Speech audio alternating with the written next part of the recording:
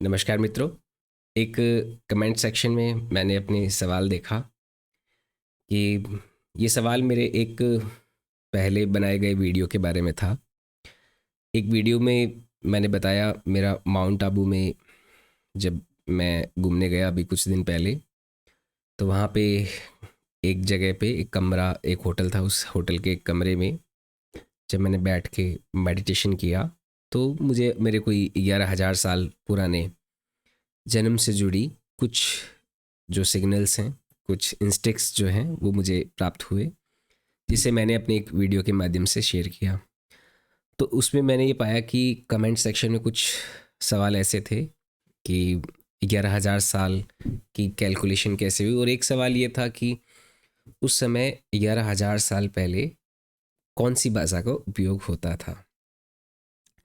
मित्रों, यहाँ पर बहुत ज़्यादा डिटेल में अगर हम जाते हैं, कोई भी पास्ट लाइफ की मेमोरी हमें जब रियलाइज़ होती है और हम बहुत ज़्यादा डिटेल में जाने की जब कोशिश करते हैं, जैसे मान लो मैं मेडिटेशन में बैठा हूँ और मैं आपको थोड़ा सा ये एक्चुअल में प्रोसेस होता क्या है उस समय जब अपन को इस तरह के इंस्टिंक्ट्स पता चलते हैं।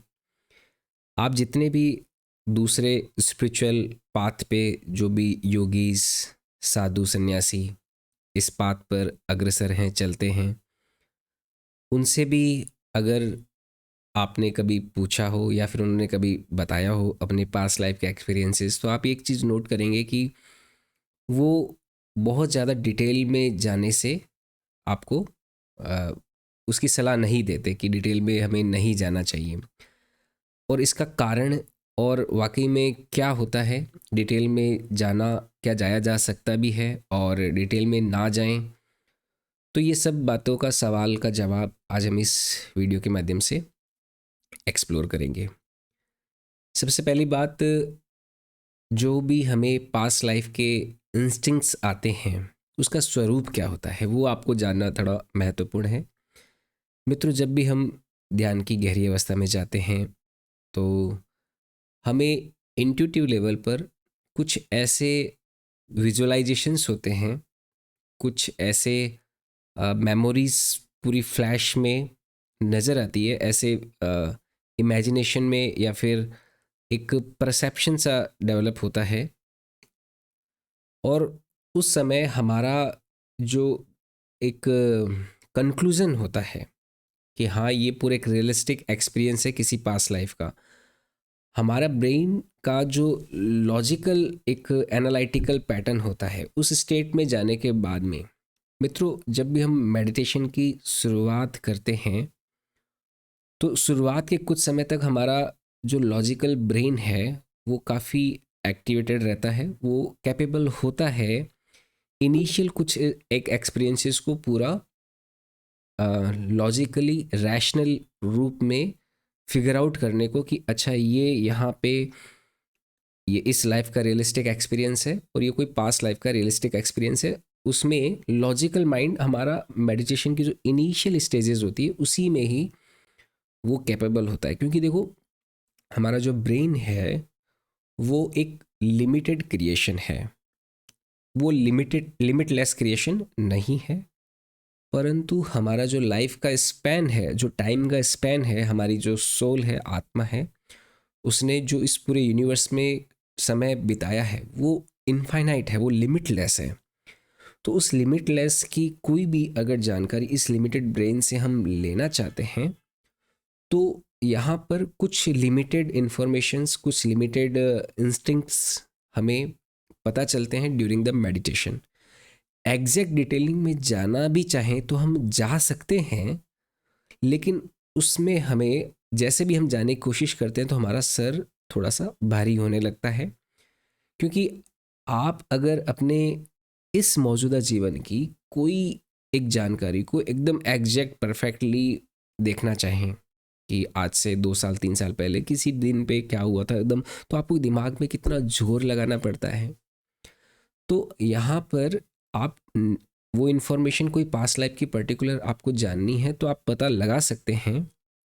जैसे मुझे थोड़ा हल्का फुल्का आइडिया है कि भाई 11,000 साल पहले वो जो जन्म था उसमें किस तरह के वो साउंड्स वगैरह मुझे वो विजुलाइज होते हैं, लेकिन एग्जैक्टली कैसे वो बातचीत कर रहे थे जाना जा सकता है, परंतु अगर मैं ध्यान की अवस्था में बैठ के एग्जैक्ट डिटेलिंग में जाऊं, उस समय लैंग्वेज के सिंबल्स क्या थे, बातचीत के समय क्या क्या साउंड्स का यूज़ किया जाता था, वो साउंड्स का आज भी मेरे माइंड में इंस्टिंक्ट्स आते हैं, उस समय भी आए होंगे जब उस समय अमाउंट में वो एक्सपीरियंस हुआ था।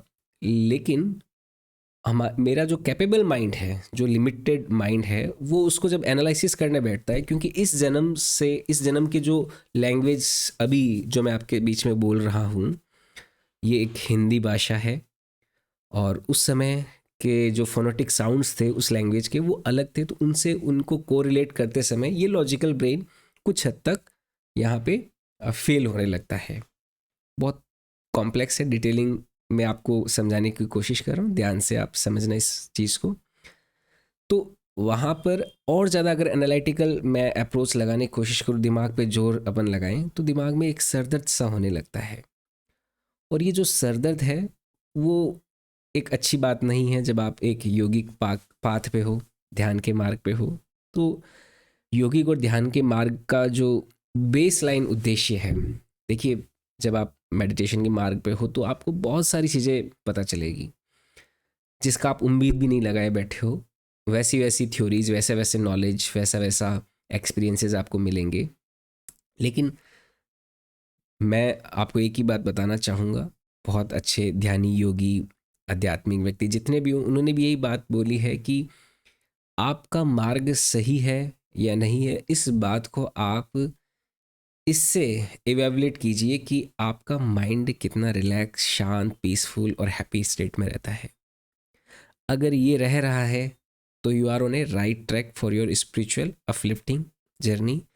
बट अगर कुछ गड़बड़ है, जैसे सर भारी हो रहा है, आपको एकदम हड़बड़ाहट सी हो रही है, बेचैनी सी हो रही है, तो you need to improvement, you need to recorrect your approach towards the meditation. आपको अपने ध्यान के लिए जो आपका अप्रोच है वो थोड़ा सा आपको इम्प्रूवमेंट करने की आवश्यकता है।